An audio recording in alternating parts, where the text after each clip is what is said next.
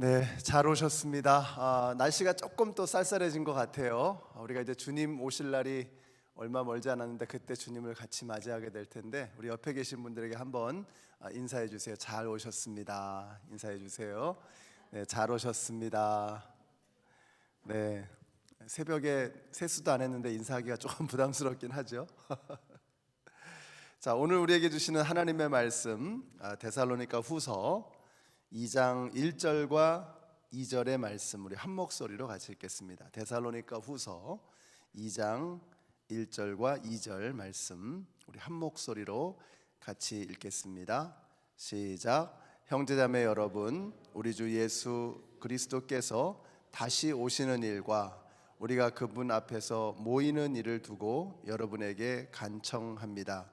여러분은 영이나 말이나 우리에게서 받았다고 하는 편지에 속아서 주님의 날이 벌써 왔다고 생각하게 되어 마음이 쉽게 흔들리거나 당황하는 일이 없도록 하십시오. 아멘. 여러분, 사실 바울이 데살로니가에 머물렀던 기간은 한 3주 정도밖에 되지 않습니다. 아주 짧은 기간 동안에 데살로니가에 2차 전도 여행 때 잠깐 머무르면서 개척했던 교회가 바로 이 데살로니가 교회죠. 그런데 데살로니가 교회가 참 멋지게 잘 자라가는 거예요. 어린 교회고 또 연약한 교회인데 멋지게 잘 자라가는 것입니다. 그러니까 이 바울로서는 데살로니가 교회가 정말 기특하고 장하고 자랑스러울 수밖에 없었던 거죠. 그래서 데살로니가 전서에 보면은 이 데살로니가 교회에 대한 칭찬이 굉장히 많이 나오고 있습니다. 바울이 데살로니가 교회에 첫 번째 편지를 썼을 때 그 무렵에는 교인들이 그리스도의 재림에 대한 소망이 거의 없었습니다. 근데 이제는 상황이 달라져 버린 겁니다. 반대로 데살로니가 후서를 쓸 이때쯤에는 교인들 중에 예수님의 재림이 즉각적으로 일어날 것이다 라는 생각이 퍼졌습니다. 그래서 바울은 그 마지막 때에 일어날 현상에 대해서 설명을 하면서 데살로니가 교회가 재림에 관한 균형 잡힌 관점을 갖기를 바랬던 거죠.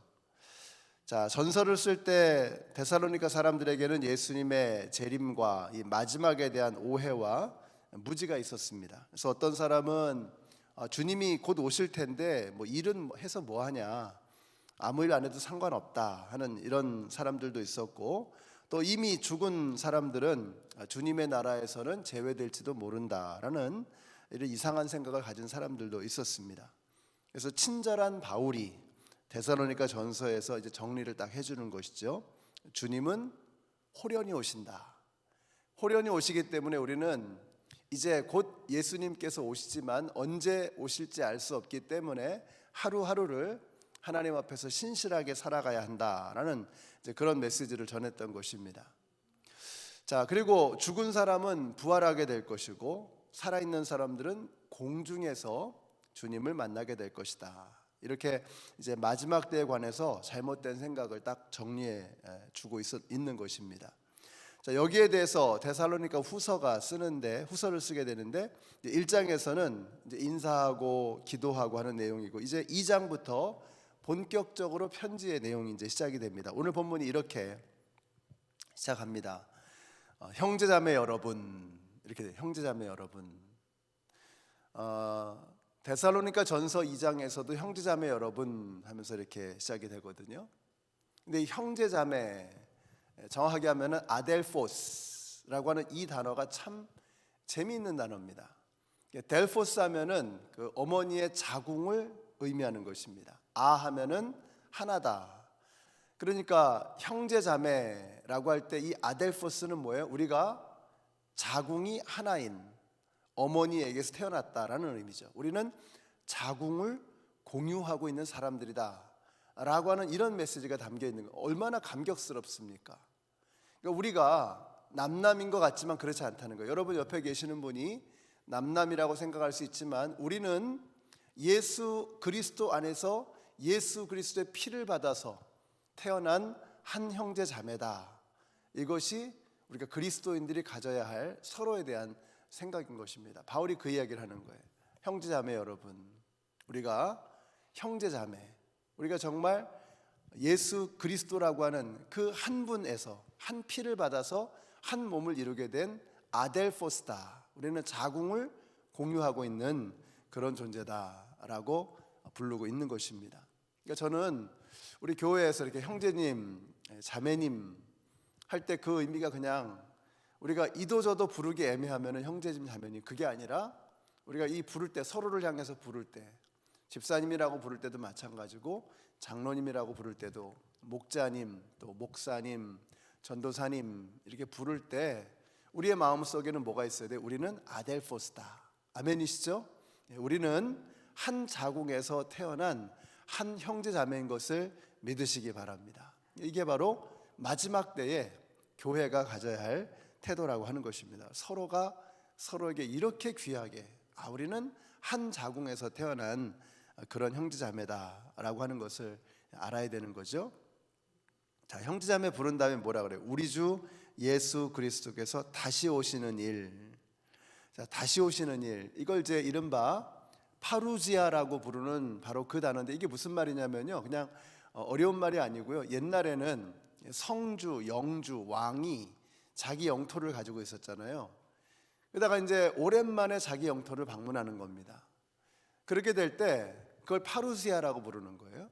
근데 그럴 때 그 마을 사람들, 동네 사람들, 주민들이 다 모여가지고 왕이 오게 될 때, 성주가 오게 될 때 그 성주를, 왕을 환영하는 겁니다. 와, 왕이 오셨다.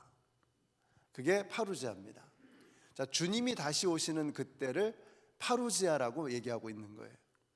자, 그때 어떤 현상이 벌어질까요? 왕이 오랜만에 오게 되면, 이제 딴 일 보다가 왕이 딱 나타나게 되면 그 동네에서는, 그 성에서는 어떤 일이 벌어질까요? 그 전까지 왕이 없을 때, 사자가 없을 때 여우가 왕 노릇하죠.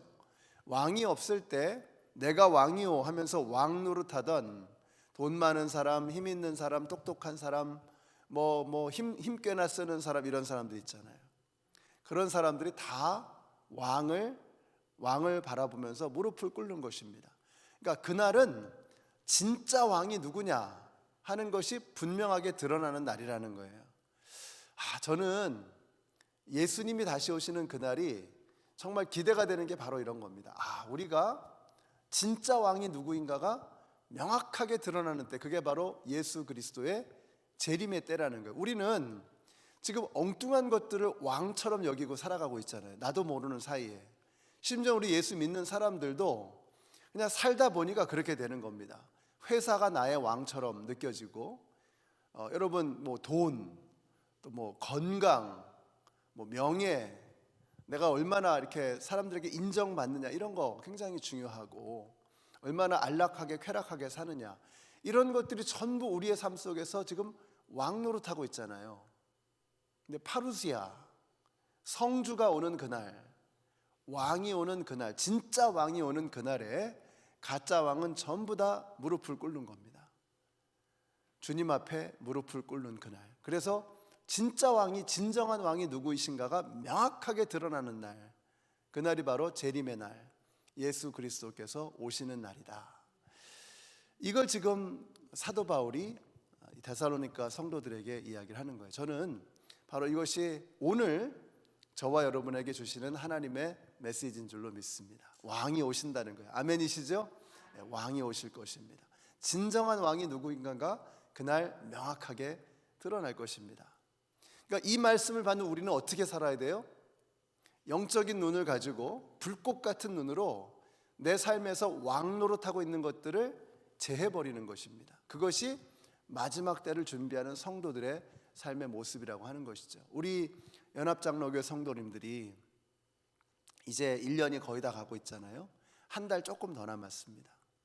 한번 내 삶 속에서 왕 노릇하고 있었던 것이 뭐냐 하는 것들을 한번 반추해 보아야 할 때입니다. 돌아보면서 내 삶 속에서 내가 왜 이렇게 걱정하고, 왜 이렇게 두려워하고, 왜 이렇게 마음속에 끌탕을 하고, 왜 이렇게 내가 이렇게 믿음의 생활에서 멀어져 있고, 내 삶 속에서 예수님 말고 다른 것들이 왕노릇하고 있는 것이 무엇인가 하는 것을 돌아보시고, 이제 주님 오실 날이 얼마 안 남았잖아요. 하루가 갈수록 주님께서 오실 날이 다가오고 있는 것입니다.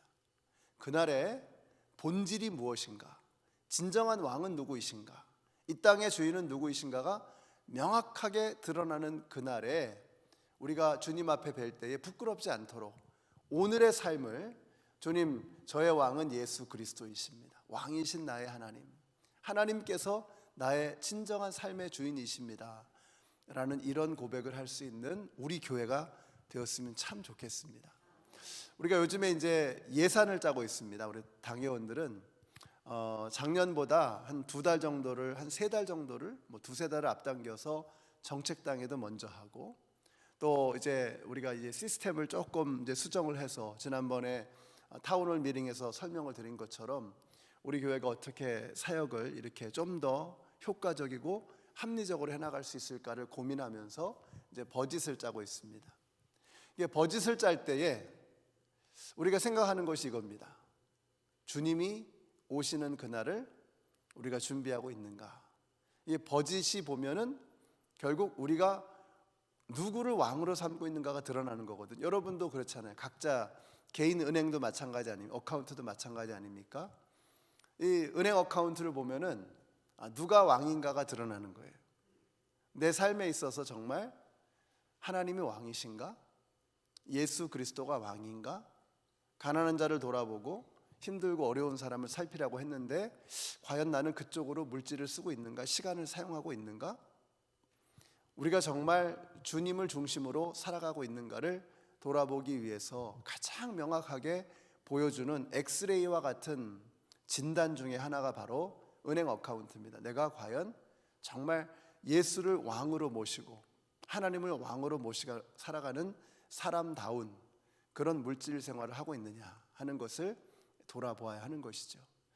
우리 연합장로교회가 주님이 지금 이 순간에 오신다고 할 때 부끄럽지 않은 그런 교회가 됐으면 참 좋겠습니다. 이게 너무너무 중요합니다. 왜냐하면 우리는 모르잖아요. 주님이 언제 오실지 모르잖아요. 주님이 지금 이 순간에 오신다고 하더라도 우리는 정말 가치 있고 보람 있고 의미 있는 교회다운 그러한 사역을 하고 있는가? 나는 목사로서 과연 주님이 이 순간에 오실 때 주님 제가 최선을 다하고 있습니다 라고 말할 수 있는가? 장로로서, 목자로서, 집사님으로서, 재직으로서, 그리스도인으로서, 아델포스, 우리가 주님의 한 피를 받아서 한 몸을 이루게 된 형제 자매로서 주님이 오시는 그날에 부끄럽지 않은 그런 삶을 내가 살아가고 있는가 하는 것을 돌아보아야 하는 것입니다.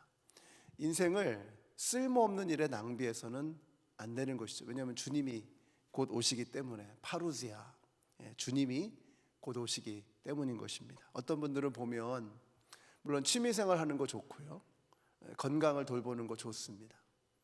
얼마 전에도 이제 얘기하시는데 목회자가 건강을 관리하는 것이 참 중요하다라고 이렇게 힘주어서 저한테 이렇게 야단치듯이 말씀하시는 선배 목사님이 있었어요.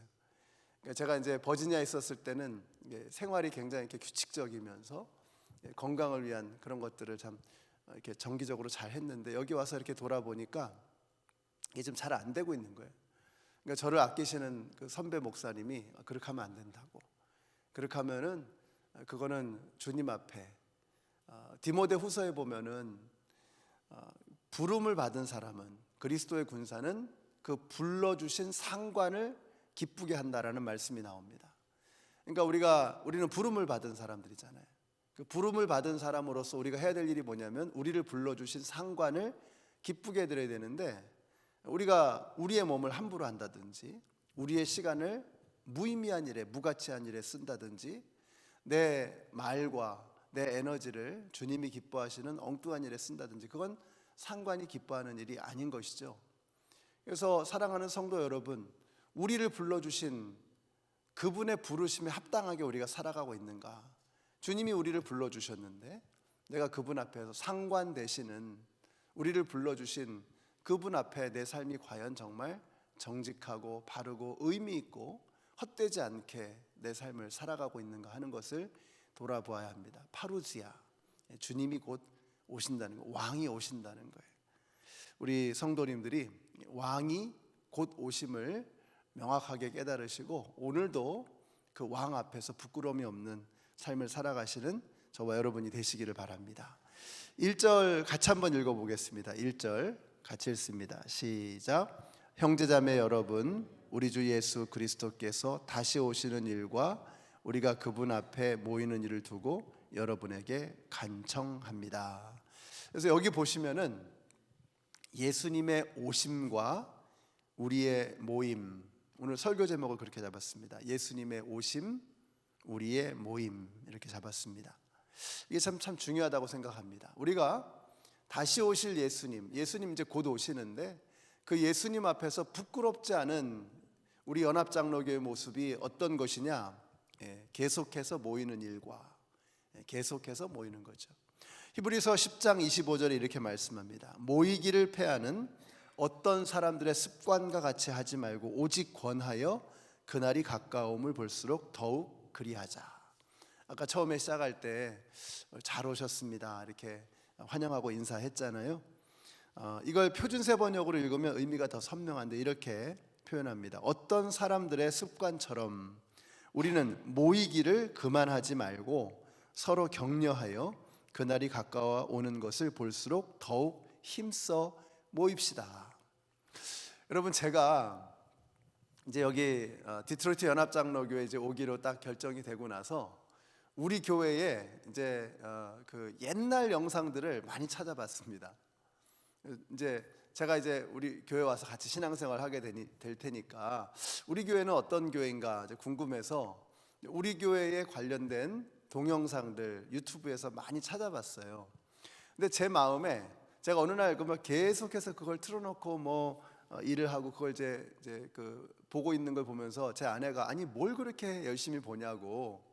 근데 제가 뭘 그렇게 열심히 보고 있었냐면요, 옛날에 우리 교회에서 왜 밭별로 찬양 대회 하고 그랬던 거 있잖아요. 뭐 날 구워 나신 주 감사 뭐 이런 것도 하고 그러더라고요.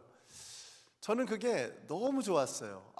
이게 그러니까 막 성도님들이 막 이렇게 얼굴 표정까지 다 이렇게 영상에 나오는데 너무 막 상기된 얼굴로 너무 막 기분이 좋아서 밭별로 나와서 찬양하고 율동도 하고. 근데 참 너무 좋았던 게 또 애들하고 어른들이 함께 어우러지고 그래서 참 좋더라고요. 참 좋은 교회다, 멋진 교회다 이런 생각을 하면서 우리 교회 왔습니다. 그러니까 우리 교회는 이게 보니까 이게 모이기를 힘쓰는 그런 노력을 멈추지 않았던 그런 교회라고 하는 것을 보면서 정말 반갑고 감사하고 참 기뻤습니다.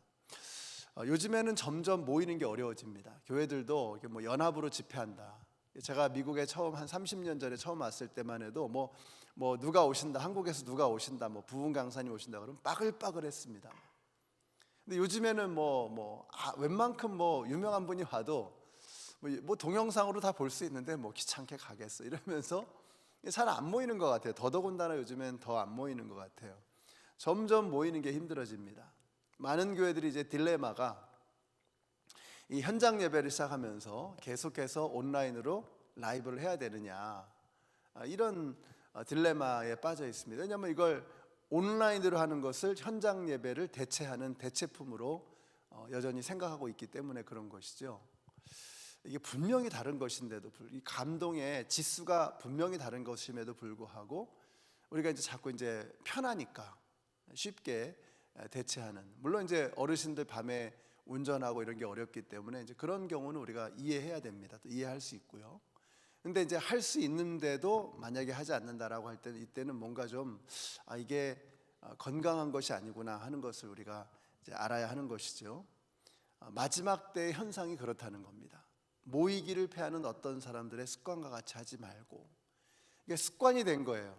그러니까 요즘에 오늘날 코비드 이후에 우리의 모습을 너무나 잘 보여주고 있잖아요. 안 모이는 게 기준이 되고, 안 모이는 게 습관이 되고, 안 모이는 게 노멀이 돼버린 이게 지금 가속화되고 있는 것입니다.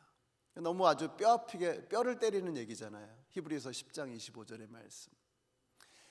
우리 연합장로교회는 하여튼 모이기에 힘쓰는 그런 교회가 되시기를 바랍니다. 왕이 오실 때 그 성에 있는 모든 사람들이 다 모여서 왕을 맞이하는 거예요. 우리가 주일 예배를 드릴 때 또 이렇게 주님 앞에 모여서 예배할 때는 왕을 모시는 겁니다. 왕으로 오실 예수 그리스도를 사모하는 마음으로. 그래서 우리가 주님 앞에 함께 나와서 예배하는, 모이기 힘든 이유 중에 하나는 이것입니다. 마지막 때가 되면 나타나는 현상이 뭐냐면요, 우리가 자기를 사랑하는 것이 커지는 거예요. 자기 사랑이 아주 굉장히 지배적인 현상 중에 하나입니다. 자기를 사랑하기 때문에 자기 이외의 다른 것들은 별로 사랑스럽지가 않은 거예요. 우리 지난 주일에 첫사랑을 회복하자라는 말씀 드렸잖아요. 왜 우리가 사랑을 잃어버렸을까 생각해 보면, 우리가 솔직히 얘기해서 예수님을 사랑하지 않는 그리스도인이 어디 있습니까? 하나님을 사랑하지 않는 성도가 어디 있어요, 세상에? 그건 성도가 아니죠. 그리스도인이 아니죠. 여러분, 세상에 교회 다닌다고 하면서 예수님 사랑하지 않고 하나님 사랑하지 않는 사람은 없습니다.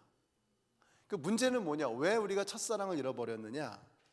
하나님 말고, 그리스도 말고 사랑하는 게 너무 많아진 거예요. 이게 문제입니다.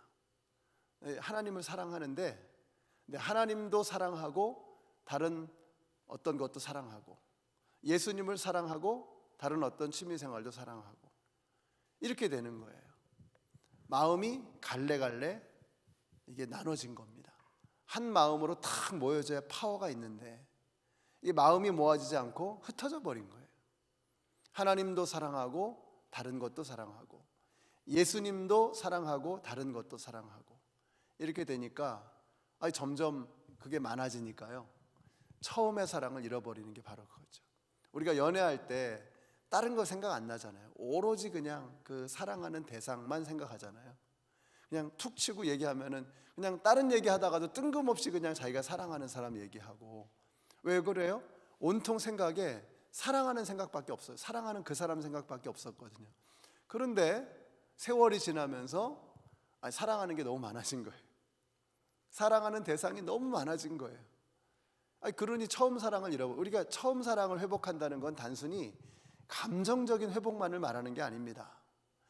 처음 사랑을 회복하기 위해서는요, 피나는 노력이 필요해요. 피나는 결단이 필요해요. 왜요? 잘라버려야 되는 거예요. 내가 하나님 이외에 하나님과 필적할 만한 사랑을 나누어준 그 모든 것들을 과감하게 잘라버리는 것이 필요하기 때문에 이건 피가 나야 하는 겁니다. 그래서 첫사랑을 회복하는 것이 어려운 거예요. 우리가 이민 와서 오랫동안 살다 보면 짐이 많아집니다. 근데 막상 버리려면은 이것도 아깝고 저것도 아깝고, 이런 게 너무 많아지는 거예요. 내 삶 속에 너무 많아지다 보니까 정말 내가 어디에 초점을 맞추고 어디에 집중하고 살아야 되는지가 불분명해지는 거예요. 그게 만약에 집에서 일어나는 현상이 아니라 내 머릿속에서, 내 가슴에서 일어나는 현상이라고 하면 어떻겠습니까? 당연히 마음이 천갈래 만갈래로 갈라지는 거죠. 주님은 그 1000가지 만가지 중에 하나인 것입니다. 그러니까 첫사랑을 기대할 수가 없는 거예요. 그 설레임을 기대할 수가 없는 거예요. 마지막에 이제 주님이 오십니다. 사도 바울이 오늘 우리에게 얘기하는 건 바로 그 형제자매 여러분, 아델포스, 형제자매 여러분, 우리가 한 몸에서 태어난 형제자매, 피부치들입니다.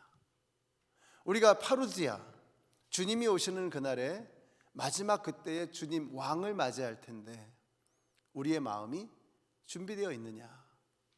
예수님의 오심과 우리의 모임, 이것은 주님을 어떻게 생각하느냐, 이게 같이 연결되어 있는 거예요. 우리 연합장로교 성도님들이 마음을 하나로 다 모으십시다. 그래서 나도 모르게 주님과 함께, 하나님과 함께 비스무리하게 사랑했던 그 모든 것들을 다 정리하고 서열을 정리하는 거예요. 왕은 예수님 한 분이시다. 서열을 딱 정리하고 우선순위를 딱 정하고, 그리고 나서 믿음 생활 해나가면요, 일단 힘이 나는 거예요. 파워가 생기는 거예요. 정리가 되니까, 우선순위가 생기니까. 그리고 주님을 향해서 넉넉한 시간을 드릴 수 있는 것입니다. 시간이 남으면 짜투리 시간에 그냥 주님 섬기는 게 아니라, 그래서 바빠지면 가장 첫 번째로 주님의 일이 다 이게 중단이 되죠. 바빠서 내가 못하겠습니다 하는데 못하겠다는 그 일이 교회 일인 거예요. 주님의 일인 거예요. 그러면 안 되죠. 우리가 우선순위가 얼마나 어그러져 있는가를 보여주는 거 아닙니까? 그럴 때는 저는 그거 아주 알교하지 않습니다. 이거 본인의 신앙이 그렇다는데 안타까워할 뿐이죠. 이렇게 되면 안 되는데 안타까운 거죠. 근데 어떤 분은 우선순위가 딱 서 있는 분이 계세요. 그런 분들을 보면 삶에 여유가 있는 게 느껴져요. 이분은 여유가 있다. 왜냐하면 우선순위가 정리가 딱 돼 있는 거예요. 가장 중요한 것이 무엇인가? 왕이 오시는 걸 아는 거죠. 왕이 누구인가가 명확한 거죠. 이런 사람은 삶에 파워가 있어요. 삶이 심플해요. 그래서 결정에 어려움이 없습니다. 우선순위가 정해져 있으니까. 우리 성도님들이 그렇게 되시기를 바라요. 이유는 하나입니다. 왕이 오시기 때문에. 주님이 오시고 우리는 왕이 되시는 주님 앞에 모여서 우리의 삶을 멋지게 올려드리는 그런 멋진 믿음 생활 해나가시는 저와 여러분이 되시기를 우리 예수님의 이름으로 축원합니다. 우리 같이 한번 기도하겠습니다. 기도하실 때 내일 주일 예배를 위해서 기도해 주시고요. 또 각자 개인을 자기 자신을 위해서 또 기도하시기 바랍니다. 주님, 제가 왕을 모실 준비가 되어 있는가? 파루시아, 다시 오실 왕을 맞이할 준비가 되어 있는가? 주님, 제가 오늘 우리 마음에 복잡한 것들을 정리하기를 원합니다. 기도해 주시고요. 세 번째 기도 제목은 오늘 아침에 이제 수술 받으실 분이 계십니다. 8시에 이제 수술 시작할 텐데 우리 김대진 우리 형제님이십니다. 아델포스, 우리의 한 지체가 편찮으셔서 이제 수술을 또 급하게 날짜를 잡으셨어요. 의사 함께 해주시고 수술실에 함께 들어가 주시고 최고의 수술을 할 수 있도록 도와주시고 성령님께서 깨끗하게 모든 것들을 다 도려내고 정확하게 수술이 이루어질 수 있도록 의사들도 깜짝 놀랄 만한 좋은 결과가 일어날 수 있도록 하나님 역사하여 주시옵소서. 우리 같이 한번 합심해서 통성으로 기도하겠습니다. 아버지 하나님, 감사합니다. 하나님께서 저희들을 사랑하셔서 오늘도 저희들을 주님의 전에 불러 모아주시고 우리가 아델포스, 형제 자매임을 다시 한번 확인하게 하셔서 참 감사합니다. 우리가 예수님에게서 한 피 받아서 한 몸을 이룬 아델포스임을 저희들이 고백합니다. 주님이 우리의 왕이십니다. 이제 왕이 곧 오시는데 곧 오실 왕을 맞이할 준비가 되어 있는가? 우리 성도님들의 삶에, 각자의 삶에, 내 삶 속에서 우선순위가 명확하게 정리될 수 있도록 하나님 역사하여 주시옵소서. 하나님, 주님을 사랑합니다. 주님을 찬양합니다. 주님을 예배합니다. 우리가 이 땅을 살아가면서 나의 삶에 왕 노릇하고 주인 노릇하던 모든 것들을 다 내려놓고 진정한 왕 되시는 예수 그리스도를 만나는 저희들이 되게 하여 주시옵소서. 주님, 이 시간에 우리 김대진 성도님을 위해서 기도합니다. 김대진 성도님 이제 아침에 수술하실 텐데 그 수술실에 함께 들어가 주시고 의사의 손길과 함께 하여 주시며 정말 좋은 결과, 좋은 수술의 결과를 이룰 수 있도록 주님 역사하여 주시옵소서. 주님 함께하여 주시옵소서. 그래서 치료의 광선을 비춰주시고 깨끗하게 고침을 받게 하여 주시고 예수 그리스도의 피로 주님께서 씻어주시기를 간절히 원합니다. 우리 이영현 성도님 수술을 잘 마치게 해주셔서 너무 감사합니다. 우리 최미리 자매님 계속해서 포기하지 않고 믿음의 끈을 놓지 않게 해주셔서 너무 감사합니다.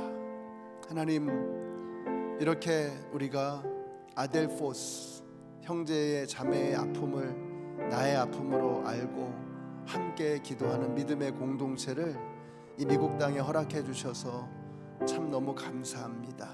하나님, 이제 내일 주일 예배 가운데 성령으로 충만하게 임하여 주시고 함께 동행하여 주시고 각 사람의 모든 심령 속에 성령님의 어루만져 주심이 넘쳐나게 하여 주시옵소서. 아버지 하나님, 우리가 한국에서 떠나서 이제 이민자로 미국에 와서 살고 있습니다. 이곳에서 이 미시간 디트로이트에서 믿음의 공동체를 이루며 우리가 믿음 생활을 하고 있는데, 이렇게 외로울 수 있는 이곳에 아델포스, 예수님의 피를 받은 한 형제 자매로 저희들을 묶어주셔서 너무 감사합니다. 내 옆에 있는 이 형제가, 이 자매가 얼마나 소중한 하나님의 사람인가를 잊지 않게 하여 주시고, 이 안에서 정말 주님께서 흠모하실 만한, 기뻐하실 만한 아름다운 믿음의 공동체를 만들어가는 우리 교회가 되게 하여 주시옵소서. 우리의 지체 중에 아픈 사람이 있으면 함께 눈물 흘리고 기도하며 정말 그들을 위해서 중보하며 함께 나아가는 저희들이 되게 하여 주시옵소서. 나도 아플 수 있습니다. 내가 아플 때 우리 다른 형제 자매들이 나를 위해서 이렇게 기도해 주기를 바라는 그 마음으로 그 형제를 위해서, 그 자매를 위해서 기도하는 저희들 한 사람 한 사람이 되게 하여 주시옵소서. 한국에서 우리 미리 자매님 믿음의 끈을 놓지 않고 계속해서 주님의 소망을 바라보면서 치유의 과정을 계속해 나가게 해주셔서 너무 감사합니다. 우리 이영현 집사님 수술 잘 마치고 6시간이나 되는 긴 시간의 수술을 마치고 힘 있는 목소리로 또 소식을 들려주셔서 너무 감사합니다. 이제 오늘 우리 김대진 형제님 일찌감치 발견하게 하시고 또 좋은 또 의사를 만나서 수술을 시작하게 해주셔서 너무 감사합니다. 이 모든 과정들이 잘 이루어지고 완결되어질 수 있도록, 완벽한 수술이 될 수 있도록 하나님 역사하여 주시옵소서. 예수님의 이름으로 기도드렸습니다. 아멘. 하늘에 계신 우리 아버지여, 이름이 거룩히 여김을 받으시오며 나라 임하옵시며 뜻이 하늘에서 이룬 것 같이 땅에서도 이루어지이다. 오늘날 우리에게 일용할 양식을 주옵시고 우리가 우리에게 죄 지은 자를 사하여 준 것 같이 우리 죄를 사하여 주옵시고 우리를 시험에 들게 하지 마옵시고 다만 악에서 구하옵소서. 나라와 권세와 영광이 아버지께 영원히 있사옵나이다.